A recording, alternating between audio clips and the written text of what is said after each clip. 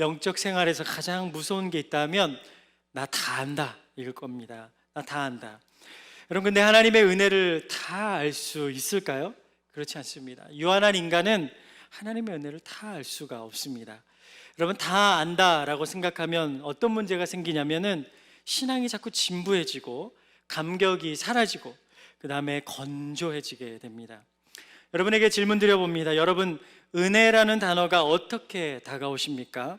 이 단어가 여러분 진부하거나 또 아니면은 이 감격으로 다가오십니까? 어떻게 여러분들에게 다가오십니까? 여러분, 하나님의 은혜는 결코 다 알 수 없습니다. 왜냐하면 하나님은 무궁하시고 또 매일같이 새로운 은혜를 부어주시는 분이시기 때문입니다.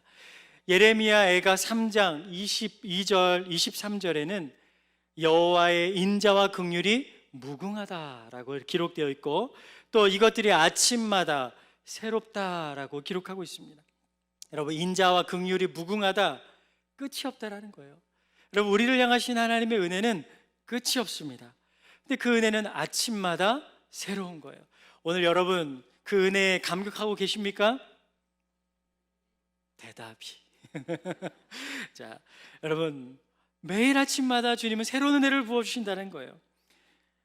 그 은혜는 절대 과거의 이야기로 끝나지 않습니다. 지금 이 시간에도 부어지고 있음을 믿습니다. 그러니 언제나 우리는 그 풍성한 은혜를 구하며 살아야 하는 겁니다. 출애굽기 16장에 보면 이스라엘 백성들이 불평을 하는 내용이 나와요. 우리 애굽에서 있었을 때처럼 좀 배불리 먹었으면 좋겠다. 하나님께서 어떻게 하십니까? 하늘에서 양식을 뭐같이 내린다고 하세요? 비같이 내리신대요. 매일같이 그리고 양식을 주십니다. 그리고 또 거두게 하셨어요. 여러분, 하나님께서는요 비같이 내리시고 그것을 매일같이 그들에게 주시고 그들을 날마다 거두게 하셨어요. 여러분, 비를 어떻게 셀 수가 있어요? 그냥 하나님이 주시는 그 은혜는요 이 셀 수가 없었다라는 겁니다. 풍성한 은혜를 그들에게 공급해 주셨어요. 그 만나를 그들은 경험했습니다. 그 수북히 주시는 은혜를 경험했다라는 거죠. 여러분, 동일하게 하나님께서 우리에게 은혜를 주시는데 어떻게 주십니까? 수북하게 주시는 거예요. 헤아릴 수 없이 우리에게 주시는 거예요. 언제? 매일마다 우리에게 그런 은혜를 주신다라는 것입니다. 그러니 우리는 다 안다라고 그렇게 말할 수가 없습니다. 이 시간에도 하나님이 어떤 은혜를 부어주실까 우리는 기대해야 돼요. 그리고 그런 갈망함으로 이 자리에 앉아 있어야 되는 것입니다.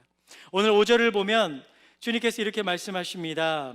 우리를 사랑하신 주님께서 우리에게 은혜를 주시기를 원하시는데 어떻게 주시기를 원하시느냐? 5절 한번 같이 읽어보겠습니다. 너희는 하나님이 우리 속에 거하게 하신 성령이 시기하기까지 사모한다 하신 말씀을 헛된 줄로 생각하느냐? 성령이 시기하기까지 사모한다, 이렇게 우리가 이해할 수 있어요. 성령이 시기할 만큼 하나님이 우리를 사랑한다, 이렇게도 이해할 수 있고, 하나님이 질투하시기까지 성령께서 우리를 사랑한다, 이렇게도 이해할 수 있어요. 근데 중요한 건 뭐냐면 우리는 사랑을 어떻게 하고 있어요? 받고 있어요. 우리는 그 사랑을 받고 있다는 거예요. 질투할 만큼의 사랑을 우리는 받고 있다라는 것입니다. 여러분, 사랑하는 사람이 있으면 주고 싶어요? 안 주고 싶어요?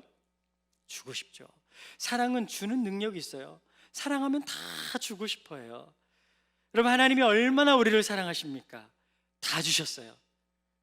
누구까지 주셨어요? 독생자 아들까지 다 주셨어요. 그만큼 우리를 사랑하신다라는 거예요. 여러분, 얼마나 사랑하시는지 질투가 많으신 하나님은요 성경 곳곳에 질투의 하나님 이렇게 표현되어 있습니다. 끔찍하게 우리를 사랑하신다는 거예요. 그런 하나님께서 날마다 우리에게 풍성한 은혜 주시기를 원하지 않으실까요? 주시기를 원하신다는 거예요. 여러분, 산상수훈을 마치고 예수님이 산에서 내려오십니다. 그때 한 나병 환자가 예수님께 나와요. 이 나병 환자는 자신의 병을 고치기 위해서 온갖 방법을 다 써봤을 것입니다. 그런데 이 병의 근원을 도대체가 치료할 수가 없는 거예요. 어느 날 소문을 듣게 되었습니다.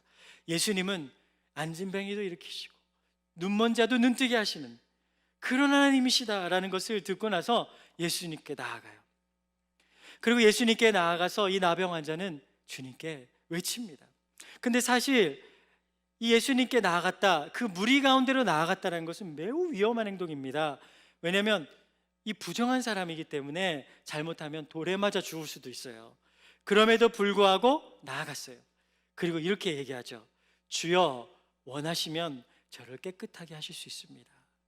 주님 원하신다면 저 깨끗하게 하실 수 있습니다. 여러분, 그때 주님께서 뭐라고 말씀하십니까? 주님께서요, 내가 뭐 한다고 말씀하세요? 원하노니, 내가 원하노니 깨끗함을 받으라. 근데 그 앞에 구절에 보면 내가 원하노니, 그 앞에는요, 손을 내밀어 그에게 대시며, 손을 내밀어서 그에게 대셨어요. 그냥 원한다의 수준이 아니에요.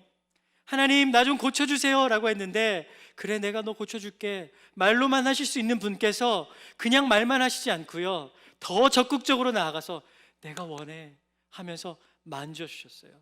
누구도 그 사람을 만지려 하지 않아요. 다 피하는데 주님은 만져주셨어요. 나는 너가 낫기를 원해, 너의 그 얽매인 것에서, 매임에서 너가 해방되기를 원해 라며 주님이 직접 만져주셨어요. 그리고 그를 괴롭히던 모든 것에서 자유하게 하셨습니다. 여러분, 예수님은요, 사실상 그의 질병을 자신에게 옮기신 거예요. 여러분, 이사야 53장 4절에 그는 실로 우리의 질고를 뭐 하셨어요? 지고 우리의 슬픔을 뭐 하셨어요? 당하셨어요. 내가 원해, 그래서 너의 아픔을 내게로 다 가지고 와, 다 가지고 와 하시고 그를 해방시켜 주시고 만져주신 거예요. 여러분, 주님께서는 그렇게 우리를 사랑하시고 우리에게 은혜 주시기를 원하십니다. 구하세요. 구하세요. 여러분은 어떠세요? 여러분을 억압하고 있는 문제들이 있습니까? 주님 앞에 나아가세요. 주님 만져주세요. 주님 고쳐주세요. 주님 해결해 주세요. 그럼 우리 주님께서 내가 원해, 내가 원해 라며 주님께서 그 문제들을 해결해 주시고 하나님 나라의 풍성한 삶을 누리게 하실 줄 믿습니다. 6절을 보십시오. 6절에는 이렇게 시작합니다. 그러나 더욱 큰 은혜를 뭐 하신대요? 그냥 은혜도 아니에요. 더 큰 은혜를 주시길 원하세요. 그러니 여러분, 더 큰 은혜를 갈망하세요. 그냥 은혜 받은 것, 그게 아니라 더 큰 은혜, 더 큰 은혜 주세요. 여러분, 은혜는 카리스예요. 헬라어로 선물이에요. 선물로 주실 것입니다. 그러니 구하십시오. 이것은 하나님의 약속이에요. 우리도 약속하잖아요. 가장 우리가 잘하는 약속 중에 안 지켜지는 게 뭐예요? 뭐가 있어요? 한번 밥 먹읍시다, 이런 거잖아요. 네, 밥 한번 먹읍시다. 근데 그게 잘 안 지켜질 때가 많죠. 근데 사람은 약속에 대해서 신실하지 못할 때가 많습니다. 근데 우리 하나님은 어떠냐면, 하나님의 성품 중에는 신실함이 있어요. 하나님은 약속하신 게 있다면 반드시 지키시는 분이세요. 오늘 말씀도 주님께서 더 큰 은혜를 주시나니 말씀하셨잖아요. 그럼 그 약속 붙들고 기도하세요. 그럼 주님께서 더 큰 은혜를 우리에게 선물로 주실 줄 믿습니다. 그런데 오늘 말씀 보면 어떤 사람에게 더 큰 은혜, 그 풍성한 은혜를 주시느냐? 자, 6절 우리 같이 한번 읽어보겠습니다. 그러나 더욱 큰 은혜를 주시나니 그러므로 일러스되 하나님이 교만한 자를 물리치시고 겸손한 자에게 은혜를 주신다 하였느니라. 여러분, 어떤 자에게 은혜 주세요? 겸손한 자. 그럼 어떤 사람이 겸손한 자입니까? 여러분, 겸손한 자는요, 하나님으로부터 오는 은혜를 의지하며 사는 사람, 전능하신 하나님을 의지하며 사는 사람. 쉽게 말해, 나 하나님 없으면 못 살아요, 이런 거예요. 옆에 사람한테, 옆에 분에게 얘기해 주세요. 난 하나님 없으면 못 살아요. 이렇게요. 시작. 네. 난 하나님 없으면 못 살아요. 그렇게 고백하는 거예요. 그럼 반대로 교만한 사람은 어떤 사람이에요? 난 하나님 없어도 잘 살아요. 난 하나님 의지하지 않아도 돼요. 적당히 의지하는 거예요. 하나님 없어도 어느 정도는 난 살 수 있어요. 교만한 거예요. 여러분, 우리는 많은 미래 계획들을 가지고 있어요. 행복한 삶을 살기 위해서 뭐도 해요? 보험도 들고, 또 뭐 해요? 주택 마련도 하고, 또 노후를 위해 많은 준비들을 하죠. 이것들 아주 중요하죠. 하지 말라는 거 아니에요. 저도 보험 많아요. 하지 말라는 거 아닙니다. 예. 그런데 내가 계획한 것, 여러분, 그것으로 내 미래를 확신해서는 안 된다라는 거예요. 내가 계획한 것으로 안정감을 찾으려 한다, 그건 아니라는 거예요. 여러분, 하나님 자녀들의 안정감은 소유에서 오는 게 아니라 어디서 올까요? 하나님과의 관계에서 오는 거예요. 그래서 우린 끊임없이 하나님과 교제하며 고백하는 거예요. 저 하나님 없으면 못 살아요 하면서 하나님을 구하는 삶을 사는 것입니다.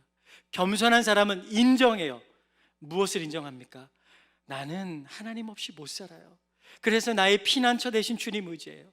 나의 반석 대신 주님 의지해요. 산성과 견고한 요새 대신 주님 의지해요. 이것을 인정하며 살아가는 거예요. 그런데 교만한 사람은 나는 자급자족할 수 있어, 나는 자존할 수 있어, 이거 교만하다라는 거예요. 여러분, 우리는요 교만해서는 안 됩니다. 얼마나 연약한 존재입니까? 시편 104편 29절에 그들의 호흡을 거두신 즉 그들은 죽어 뭘로 돌아갈까요? 먼지로 돌아가요. 여러분, 아무리 이 대단한 사람도 뭐가 이렇게 하나님이 거두시면 끝나요? 호흡만 거두시면, 그렇죠? 호흡만 거두시면 그냥 이 세상 사람이 아닌 거죠. 그러니까 우리는 이미 하나님으로부터 많은 것들을 공급받으며 살아가고 있는 거예요. 그렇기 때문에 절대 교만해서는 안 된다는 겁니다. 앤드류 머레이는 겸손에 대해 이렇게 말합니다. 믿음이 무엇인지 잠시 생각해 보자. 믿음이란 내가 무력하고 무능하다 고백하고 하나님이 역사하기를 기다리고 엎드리는 행동이 아닐까. 이 자체만으로도 가장 겸손한 자세가 아닐까. 은혜로 주시는 것 외에는 우리 자신으로는 아무것도 요구할 수도 얻을 수도 이룰 수도 없는 존재, 즉 하나님을 전적으로 의지하는 존재라는 사실을 인정하는 것이다. 여러분, 인정하시기 바랍니다. 나는 하나님을 절대적으로 필요로 하는 사람입니다. 그렇게 인정하세요. 그런 사람들에게 은혜 베풀어 주시고 그들을 주님께서 높여 주시는 거예요. 오늘 말씀도 보면 주 앞에서 낮추라, 그리하면 주께서 너희를 높이리라. 여러분, 요시야 왕을 잘 아실 겁니다.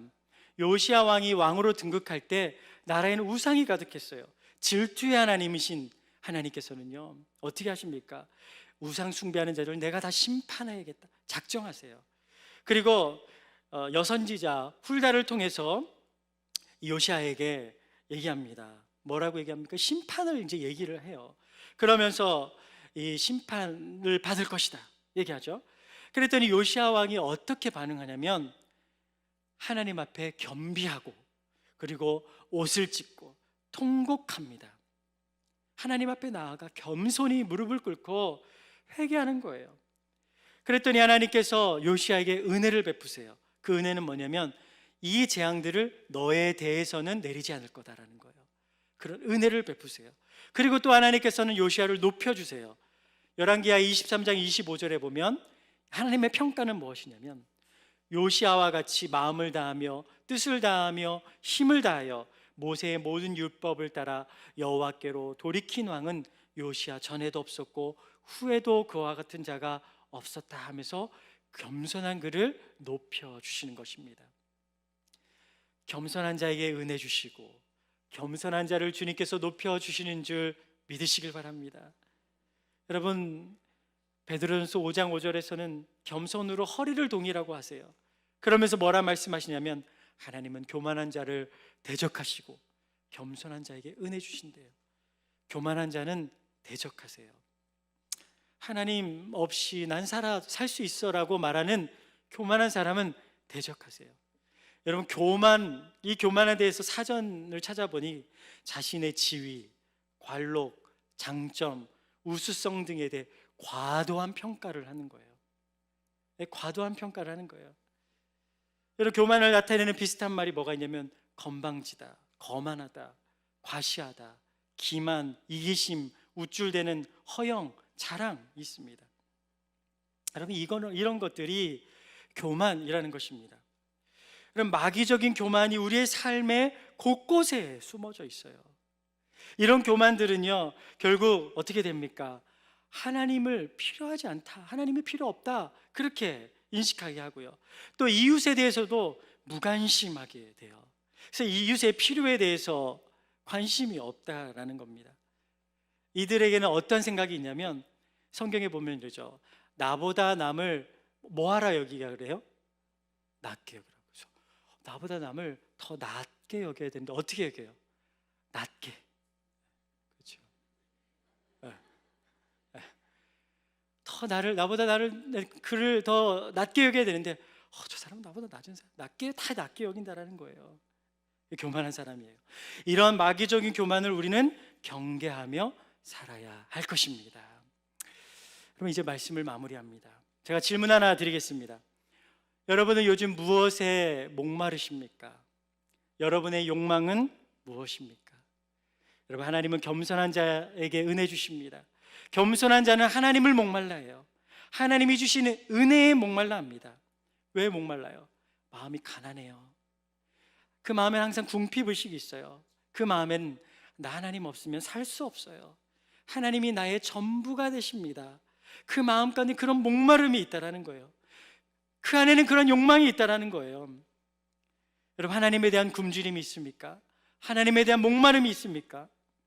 그래서 매일같이 하나님을 구하며 살아가고 계십니까? 여러분 안에 가장 큰 욕구는 무엇이 될까요? 하나님을 더 알기 원해요. 하나님과 교제하기 원해요. 하나님과 동행하길 원해요. 이것이 여러분의 큰 욕구가 되어지길 바랍니다. 우리의 중심을 점검해 보세요. 나는 항상 겸손한가? 겸손한 마음으로 주님 구하는 삶을 살아가고 있는가? 더 이상 내 힘으로 살 수 있다라는 교만을 이제는 버리고 하나님의 은혜 없이는 살 수 없습니다. 그런 존재입니다. 고백하며 살아가시는 귀한 성도님들 되시기를 바랍니다.